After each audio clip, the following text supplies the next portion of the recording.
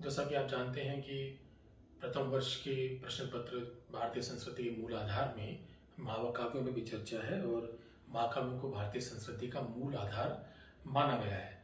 तो आज हम महाकाव्यों पर चर्चा करेंगे। महाकाव्य अर्थात एपिक। भारतीय परंपरा में दो महाकाव्य प्रमुख माने गए हैं, रामायण और महाभारत। दोनों की रचना संस्कृत में हुई है और ये माना जाता है कि ये जो भारत का जातीय जीवन है उसके विश्वकोश हैं, अर्थात इनमें भारत की समस्त परंपराओं का सम्यक निदर्शन हुआ है। यदि हम आर्य संस्कृति के निदर्शक रूप में इनकी चर्चा करें तो इन दोनों का जो ग्रंथ है रामायण महाभारत, उनका अध्ययन में बताता है कि आर्य संस्कृति के आचार विचार, उनके ज्ञान विज्ञान प्रतिभा, उनका सर्वांगीण चित्रण जो है इसमें हुआ है और व्यापक रूप से धार्मिक राजनीतिक सामाजिक जीवन का भी इनमें समावेश है। महाभारत के लिए तो आपने सुना ही होगा, एक श्लोक बहुधृत है, यन्न आसीत् तदन्यत्र यद्य आसीत् तदन्यत्र यन्न आस्तित् तदन्य क्वचित्।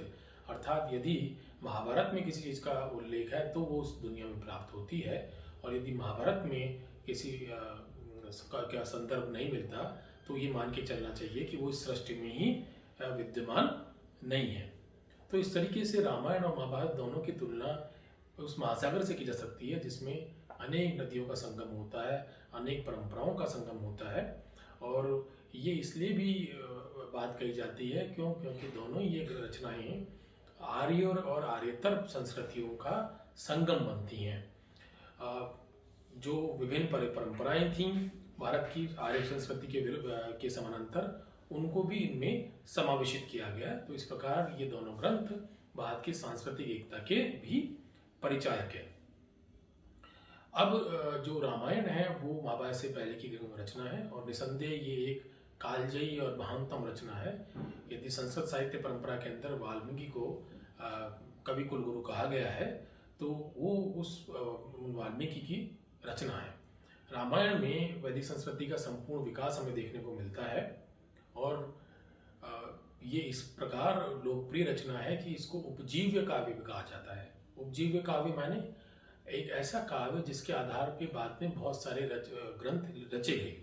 रामायण और महाभारत इस दृष्टि से उपजीव्य काव्य हैं कि बाद की जो क्लासिकल संस्कृत की परंपरा है उसकी अनेकानेक रचनाएं इन्हीं पर ही आधारित हैं।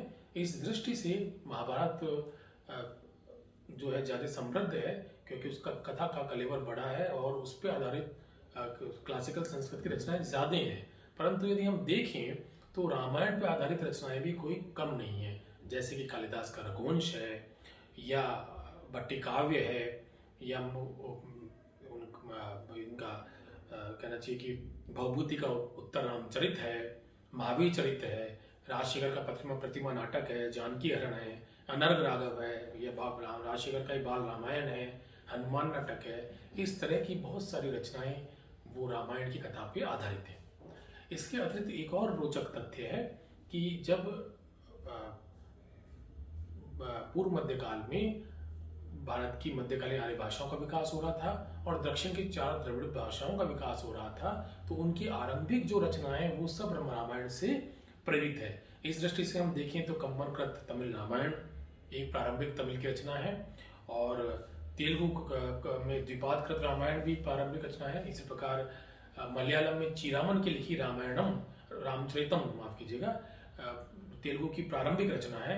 इसी प्रकार कतिवास कृत जो रामायण है वो बांग्ला की एक प्रारंभिक रचना है और हिंदी में अवधि के अंदर लिखी गई रामचरितमानस जो है वो भी हिंदी काव्य परंपरा की प्रारंभिक रचनाओं में आती है।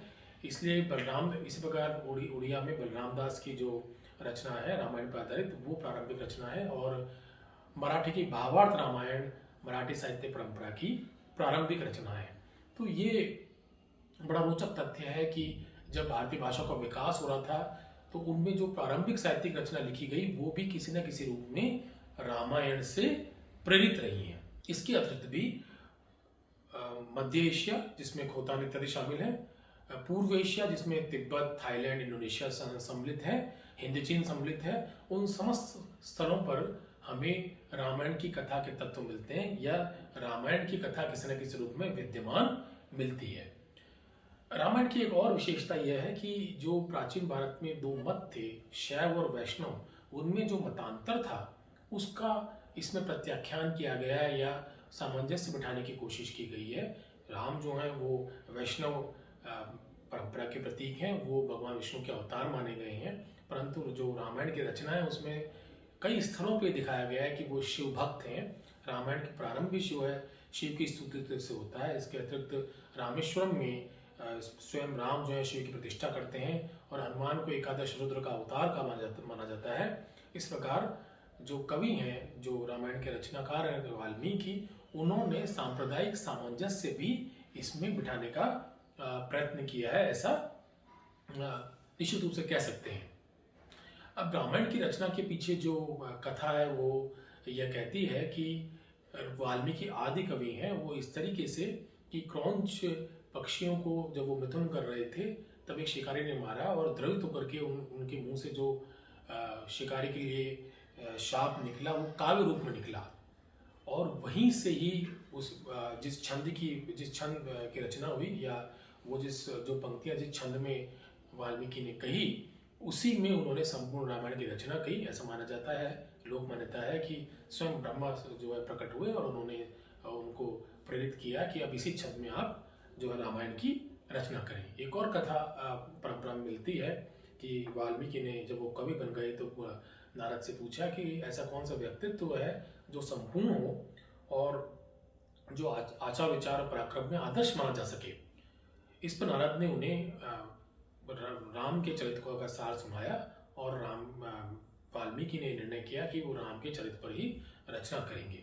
कालांतर में हमारे भारत के एक आधुनिक वैष्णव कवि मैथिली शरण गुप्त की भी एक काव्य पंक्ति है कि राम तुम्हारा चरित्र स्वयं ही काव्य है, कोई कवि बन जाए सहज संभाव्य है। तो इस प्रकार रामायण जो है वो लौकिक संस्कृत की प्रारंभिक रचनाओं में से एक मानी जाती है। हालांकि इसका कालखंड वैदिक साहित्य के बाद का है, परंतु निश्चित रूप से ये गौतम बुद्ध या बौद्ध काल से पूर्व की रचना है। जो पाणिनि की अष्टाध्यायी है, जो 7वीं-8वीं शताब्दी ईसा पूर्व की रचना है।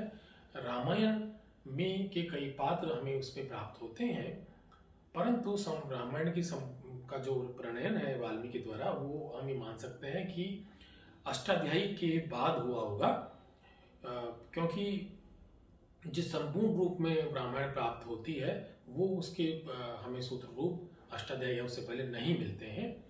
इसी प्रकार जो बौद्ध कथाएं हैं, जातक कथाएं, उनमें हमें राजा राम का और दशरथ का उल्लेख मिलता है। दशरथ जातक नाम से एक रचना ही अपने आप में प्राप्त होती है। तो ये तो स्पष्ट हो जाता है कि बौद्ध काल से पहले की रचना है रामायण। और एक और चीज स्पष्ट होती है वो ये कि रामायण महाभारत से पहले की रचना है। क्यों? क्योंकि महाभारत में तो रामायण के पात्रों का उल्लेख प्राप्त होता है, परंतु रामायण में महाभारत के पात्रों का उल्लेख प्राप्त नहीं होता है। रामायण में आज हमें 24,000 श्लोक प्राप्त होते हैं और ये 7 कांडों में विभाजित रचना है।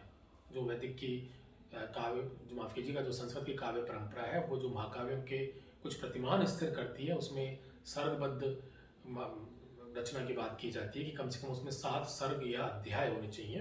तो उसको ये रामायण उसकी परिपूर्ति करती है। इसमें 7 कांड या सर्ग या अध्याय हैं। बालकांड, अयोध्याकांड, अरण्यकांड, किष्किंध्याकांड, सुंदरकांड, लंकाकांड और उत्तरकांड। इनमें से ये माना जाता है कि बालकांड और उत्तरकांड बाद की रचनाएं हैं और जो बीच के 5 कांड हैं वो मूल रूप से वाल्मीकि द्वारा रची रचनाएं हैं, वाल्मीकि का प्रणयन है। इसका कारण यह है कि जो बीच के 5 अध्याय या कांड हैं, अयोध्या कांड से लेकर के लंका कांड तक, उसमें मर्यादा पुरुषोत्तम राम की परिकल्पना एक महापुरुष के रूप में की गई है और उनको एक लौकिक व्यक्तित्व माना गया है। जबकि जो बालकांड है और उत्तरकांड है उनमें उनको विष्णु के अवतार के रूप में परिकल्पित किया गया है। तो इसलिए ये माना जाता है कि ये दोनों कांड जो है बाद की रचना होंगी।